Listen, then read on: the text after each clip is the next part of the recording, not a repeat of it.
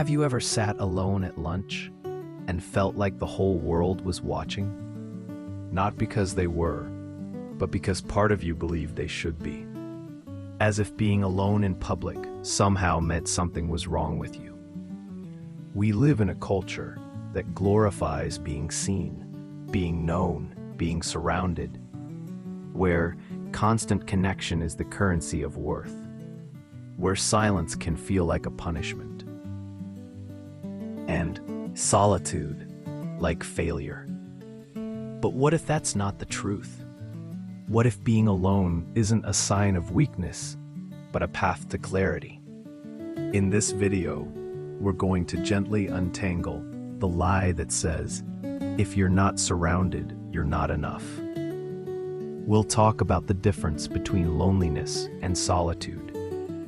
We'll dive into what ancient wisdom, from Stoics to Buddhists, says about being with yourself, and why, for many people, their biggest breakthroughs didn't come in the spotlight, but in the quiet, in the waiting, in the stillness. Because being alone doesn't mean you're lost. Sometimes it just means you're listening. And that might be the bravest thing you've ever done. Let's be honest. Being alone is hard. Not because we don't enjoy our own company, but because we've been taught to see it as a red flag. Growing up, "She's always alone" was whispered like a warning, not a compliment, not a sign of depth, but a defect. And so, you might find yourself in crowded rooms just to avoid feeling less, smiling in group chats, saying yes when you mean "I'm tired," opening social media not out of curiosity, but panic, because silence feels dangerous. This isn't weakness, it's human. We are wired to connect, but we are also wired to know ourselves. And sometimes those two instincts collide. Solitude can feel threatening, not because it's empty, but because it's honest. Because without noise, we meet our thoughts face to face. And in that mirror, we confront not who the world sees, but who we really are. There's a reason many spiritual practices, from the Desert Fathers to Zen monks, retreat into silence. Not because they fear people, but because they understand if you can sit with yourself without distraction, you've already done what most of the world runs from. And that kind of courage doesn't shout, it whispers. Maybe you're not weird. Maybe you're not broken. Maybe you're just on a different path, one that starts not with applause, but with attention. So what exactly is the difference between loneliness and solitude? Psychologist Sherry Turkle put it this way: solitude is where we find ourselves so that we can reach out to other people and form real attachments. Loneliness is the ache of disconnection. Solitude is the space of connection, but with yourself. And here's what's powerful. You can feel lonely in a crowd, but deeply whole in a quiet room alone. The Stoics, thinkers like Marcus Aurelius and Epictetus, believe that a strong life begins with mastering your inner world. Aurelius wrote, "Nowhere can man find a quieter or more untroubled retreat than in his own soul." In modern language, solitude isn't isolation. It's self-rooting. And Buddhism, it goes deeper. Buddhist monk Thich Nhat Hanh said, "To be alone doesn't mean to be lonely. It means the mind is not disturbed." Think of solitude like a still lake. When the surface is calm, it reflects clearly. But when waves of noise, opinions, comparisons, fear churn it up, you can't see the truth of who you are. We live in a time where attention is currency. You're told you matter when you're seen, when you're liked, when you're included. But solitude says you matter even when no one is looking, especially then. And here's something else. Almost every great artist, thinker, or leader you admire had seasons of aloneness. Not as punishment, but preparation. Solitude isn't a pause in your story. It's the page where the plot turns inward.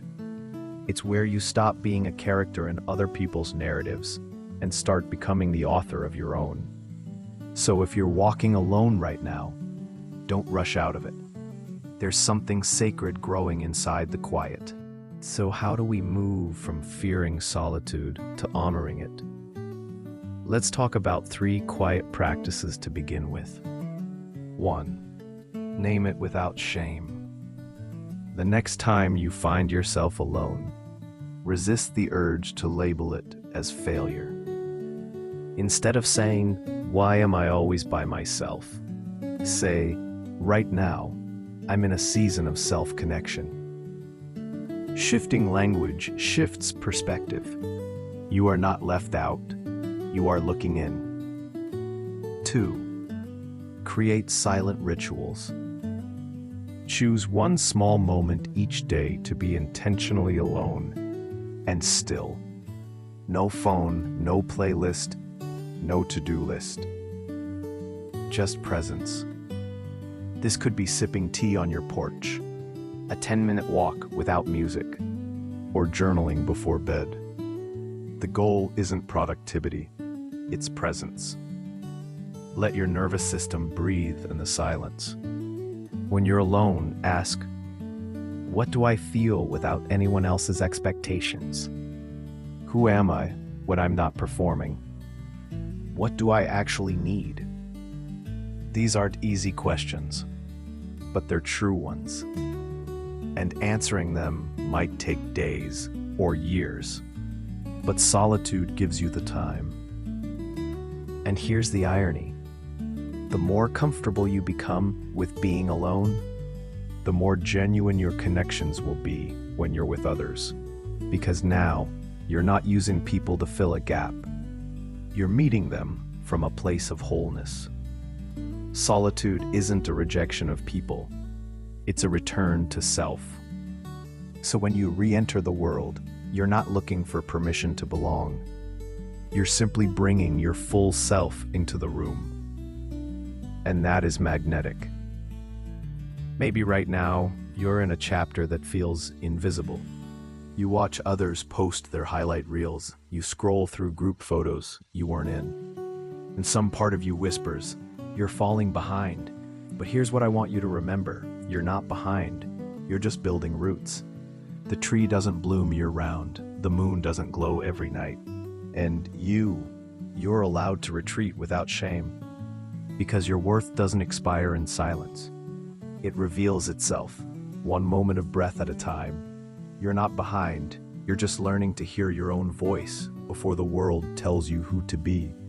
And that voice, it's quiet, but it's strong. It knows when to wait, when to walk alone, and when to rise. So if no one sees you today, if no one texts you back, if no one invites you out, let that sting, but then breathe. You are not defined by who chooses you. You are defined by how deeply you choose yourself. And one day, you'll look back at this season, this silent, lonely, achy season, and whisper, that's when I found my power. Not in noise, not in attention, but in the hush between the waves. Take a moment. Close your eyes. Breathe in. Listen to what your heart's been trying to say underneath the noise. Then ask yourself, am I really alone? Or am I finally with myself? If this message resonated, you're not alone. There's a quiet army of us, scattered, soft, and strong, choosing the path of inner truth. Comment below. I'm learning to walk alone, and I'm okay with that. Let others know this isn't shameful. It's sacred. And if you want more reflections like this, rooted in psychology, philosophy, and soul, subscribe. We're building a space where silence is respected and solitude is honored. Coming next, you don't have to be productive to be worthy. Because sometimes the most powerful thing you can do is just be.